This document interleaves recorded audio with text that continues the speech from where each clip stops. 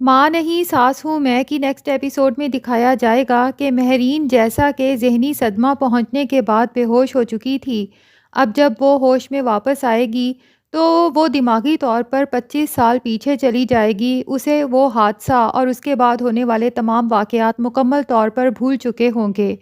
وہ اپنے روم سے نکلے گی تو سامنے اسے شائستہ نظر آئے گی، جس کا موڈ خراب دیکھ کر وہ اس سے پوچھے گی کہ کیا ہوا شائستہ بھابی، کیا آپ مجھ سے ناراض ہیں؟ اور پھر کہے گی کہ سلمان ابھی میرے روم سے نکلا تھا، پتہ نہیں کہاں چلا گیا، میں اس کو ڈھونڈتی پھر رہی ہوں، پتہ نہیں باہر کھیلنے چلا گیا ہے شاید۔ اور سلمان سلمان کہتی باہر کی طرف جائے گی۔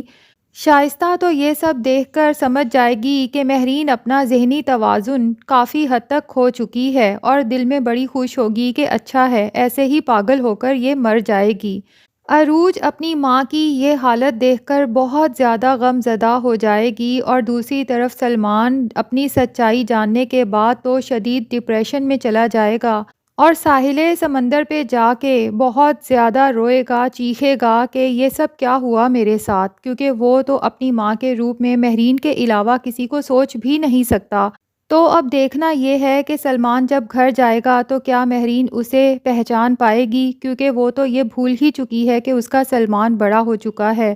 وہ تو اپنے اسی چھوٹے سے سلمان کو ڈھونڈ رہی ہے، اور سلمان ایسے میں مہرین کو کس طرح سے فیس کرے گا اور کس طرح سے اس کی مدد کرے گا کہ وہ ذہنی طور پر پھر سے تندرست ہو سکے۔